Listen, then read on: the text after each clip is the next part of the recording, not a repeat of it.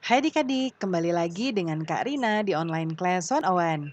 Kali ini kita akan belajar latihan penilaian akhir semester untuk kelas 6, tema 4 globalisasi. Kita akan membahas soal dan kunci jawabannya. Nah, adik-adik untuk melihat video lain, bisa klik di kanan atas videonya, nanti akan ada rekomendasi playlist dan juga pembelajaran lain, tapi sesuai judul ya. Contoh ini latihan pas, berarti isinya ulangan semuanya. Kalau mau yang lebih lengkap, bisa klik di kolom deskripsi, nanti akan ada daftar playlistnya. Nah, misalnya adik-adik mau lihat kelas 5 semua tema, berarti pilih yang ini ya, klik linknya atau klik biru-birunya, nanti kita akan masuk ke daftar playlist kelas 5.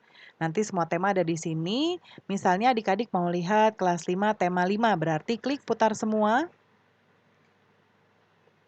Nanti di sebelah kanan akan ada daftar pembelajarannya ya. Nah, di sini dibuat berurutan, jadi adik-adik tinggal cari aja mau lihat di subtema berapa, kemudian di pembelajaran berapa, dan juga halaman berapa. Kita mulai ya dengan soal pilihan ganda. Nomor 1, dampak negatif globalisasi bagi kelangsungan hidup manusia di masyarakat yaitu apa?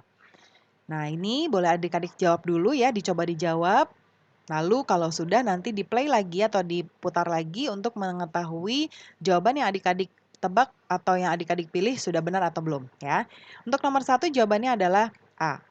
Nomor 2, dampak positif globalisasi bagi kelangsungan hidup manusia di masyarakat adalah jawabannya B.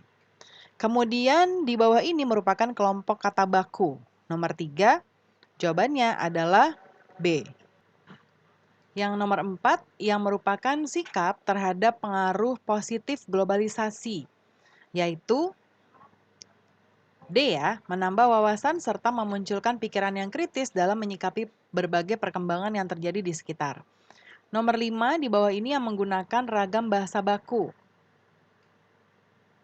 Jawabannya C. Nomor 6, dengan perkembangan teknologi telah menuntut para pendidik untuk mencari metode mengajar yang lebih menarik. Kalimat di atas tidak baku dan dapat diperbaiki dengan cara C ya, mengubah kata menuntut di sini menjadi dituntut. Nomor 7, berikut ini merupakan sumber pembangkit listrik energi terbarukan, kecuali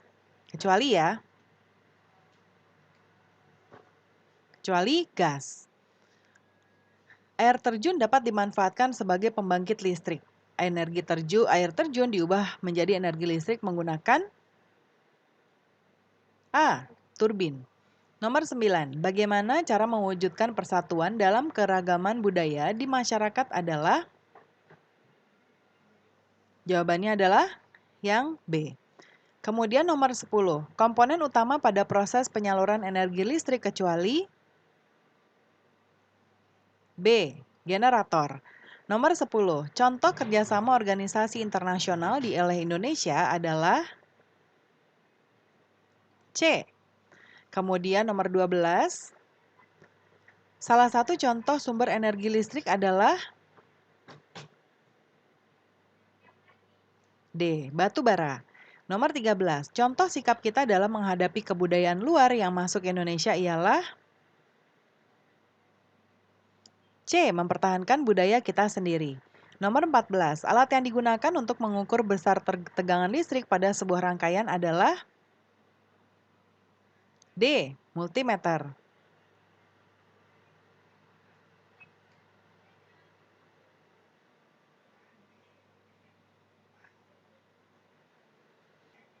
Kemudian nomor 15, dampak cinta produk Indonesia bagi para pengrajin dalam negeri kecuali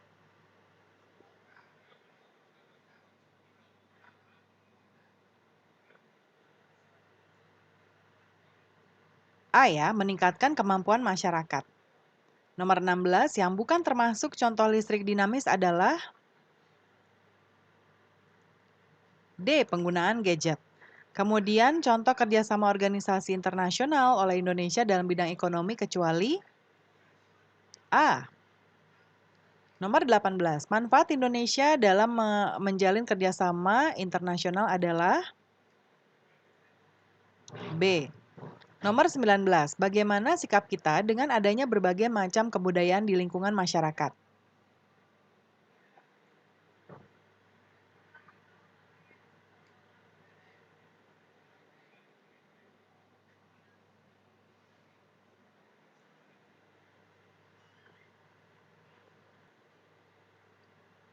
Nah, yang ini jawabannya adalah yang C ya.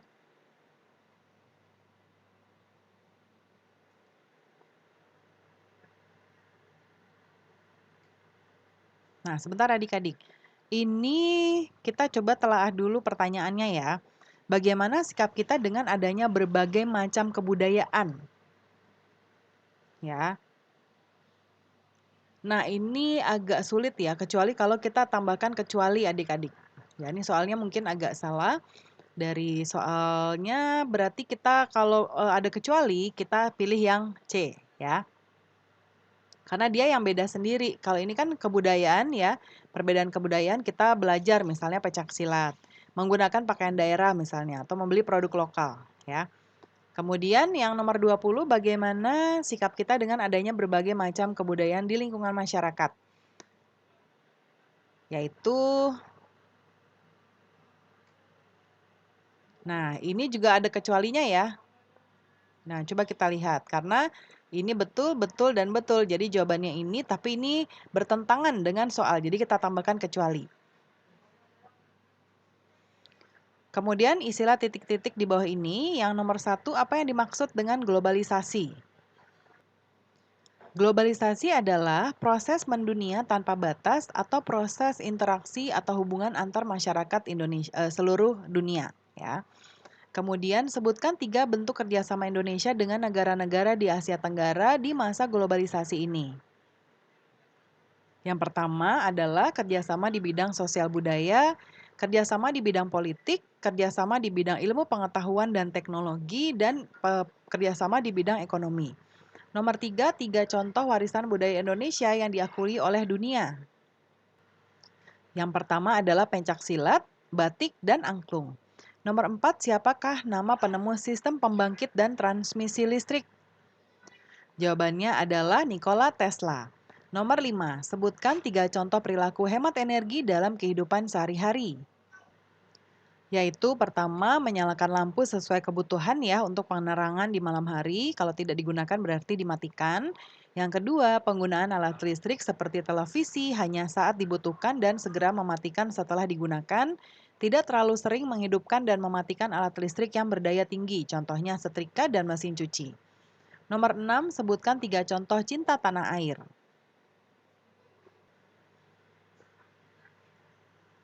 Yaitu yang pertama, sikap hidup hemat listrik, mempelajari pencak silat, mengembangkan penggunaan energi alternatif, dan menggunakan produk dalam negeri. Yang berikutnya, apa yang dimaksud dengan listrik statis? Listrik statis adalah listrik yang diam untuk sementara pada suatu benda. Nomor 8, sebutkan 2 muatan pada listrik, yaitu muatan positif dan muatan negatif. Nomor 9, apa tujuan dari dibentuknya ASEAN? Yaitu yang pertama mempercepat pertumbuhan ekonomi, sosial dan budaya di Asia Tenggara, yang kedua memajukan perdamaian dan stabilitas regional di kawasan Asia Tenggara, memajukan kerjasama saling membantu kepentingan bersama dalam IPTEK, Polek, Sosbud, ilmu pengetahuan dan teknologi, politik, ekonomi, sosial, dan budaya ya. Lalu memelihara dan menjaga kerjasama yang erat dalam organisasi regional dan internasional. Yang kelima, menyelenggarakan usaha-usaha yang efektif dan memajukan penelitian masalah di Asia Tenggara. Dan terakhir, mendirikan dan memperluas perdagangan internasional. Yang ke-10, sebutkan 3 contoh barang ekspor dari Indonesia, yaitu batik, karet, kemudian lemak beserta minyak hewan nabati ya. Nah, pembelajaran kita sudah selesai adik-adik.